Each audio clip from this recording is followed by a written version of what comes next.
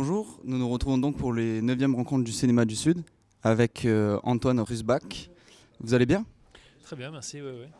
Donc nous nous retrouvons pour votre premier film, Ceux qui travaillent. Nous avons vu votre film en conférence de presse en amont et j'avais une première question. Pour un premier film, est-ce que vous pensez que c'est risqué de choisir un sujet aussi sensible?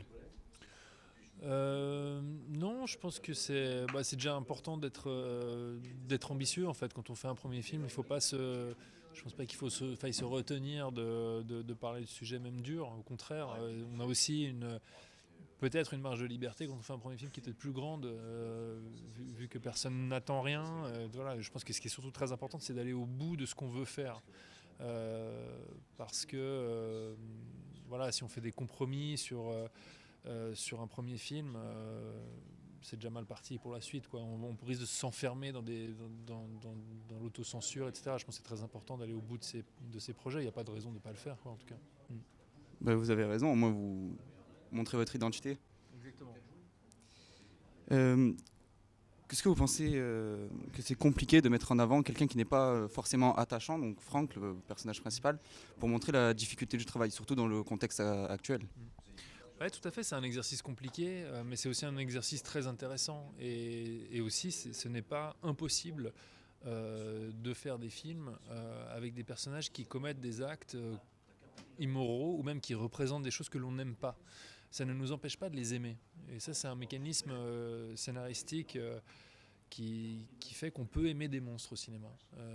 Et quand on voit quelqu'un souffrir, que ce soit quelqu'un qu'on aime, qu'on n'apprécie pas, avec qui on adhère ou non, ça change rien. Quand on voit quelqu'un souffrir, on souffre avec lui et on l'aime. Et ça, c'est ça qui est très intéressant dans la fiction. C'est la différence avec... si on lisait un article de journal sur ce qu'a fait mon personnage, on le jugerait immédiatement et on le cataloguerait immédiatement. Alors que là, le temps d'un film, on en vient à, si ce n'est comprendre, au moins on vit avec lui ce que ça signifie d'être comme ça, d'être lui, de faire ça. Voilà, ouais. Moi, je trouvais ça très intéressant, en tout cas dans le film, d'être tiraillé justement entre ces deux trucs-là, entre le sentimental, parce qu'on voit que c'est quelqu'un aussi, et aussi parce que c'est un cadre et toutes les images que tout le monde en a. Pour ce rôle, donc pour Franck, vous avez choisi Olivier Gourmet. Pourquoi ce personnage? Par ses antécédents de films? Euh, Déjà, et parce que c'est aussi... bon, c'est quelqu'un qui a un savoir-faire extraordinaire, c'est un comédien que je trouve incroyable. Et au-delà de ça, c'est un comédien qui était particulièrement bien adapté à ce projet-ci, parce que c'est des personnages j'ai l'impression que c'est le type de cinéma qu'il aime, qu'il sait faire. Enfin voilà, moi en tout cas, je le trouve excellent dans ce type de cinéma, aussi parce que c'est un comédien qui a le courage d'aimer des personnages qui ont une grande part d'ombre. Franck, c'est un personnage qui est, comme vous le disiez, dur à aimer, mais Olivier Gourmet va vraiment faire le travail qu'il faut pour profondément comprendre et profondément accepter que ce personnage est un homme comme vous et moi. Et ça, voilà, ça, c'est une qualité remarquable, je trouve, pour un acteur, d'arriver à faire cet exercice jusqu'au bout.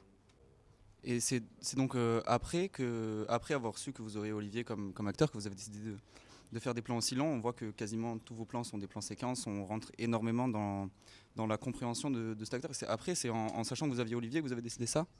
Non, c'est le genre de cinéma que je pensais faire. Après, ça s'est vraiment confirmé avec lui. C'était évident au montage, on aurait pu choisir de rétro-pédaler, de dire non mais le film peut aller plus vite.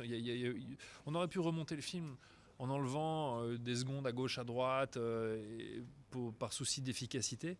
Et on a essayé d'ailleurs certaines scènes, on les a rabotées au montage pour voir ce que ça faisait. Et c'était catastrophique parce qu'on perdait toutes les petites nuances et tous les petits cadeaux de jeu qu'Olivier nous a offerts. Et je sais que c'était important pour lui que ça reste aussi. Il était très heureux de voir que dans le film, au final, on a gardé ces moments parce que c'est vraiment là qu'il a mis son travail. C'est dans ces choses qui ont l'air d'être des moments de vide ou de silence que lui donne le plus en fait. Et Donc voilà, après c'est le genre de cinéma que moi j'aime. C'est ces moments où le spectateur a la place de se projeter dans l'esprit du personnage. On ne sait pas ce que pense ce personnage, mais on est obligé de se demander mais qu'est-ce que je pense de lui et qu'est-ce que lui est en train de penser de ce qu'il a fait, de ce qu'il est en train de vivre. Ouais. Mais en tout cas, merci, moi ça m'a beaucoup aidé tout ce temps-là, justement m'a aidé à tout ça. Je vais vous poser ma dernière question. Comment avez-vous fait pour découvrir et retranscrire au mieux la vie d'un cadre et d'une personne qui gagne beaucoup d'argent apparemment? Ben, ça c'était vraiment...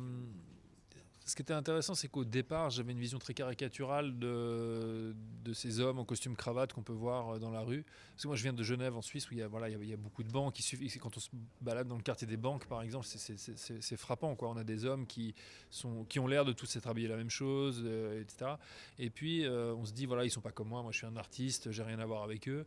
Et cette manière de penser, elle est dangereuse parce qu'on commence à caricaturer les gens, on ne les comprend pas. Et ce qui est génial avec un projet de film, c'est qu'on peut aller vers l'inconnu, vers ces gens qu'on avait catalogués, caricaturés, et commencer à vraiment essayer de les comprendre. Et ça, c'est tout le processus d'écriture du film et de mise en scène du film qui m'a permis de comprendre Franck et de comprendre même ces gens-là.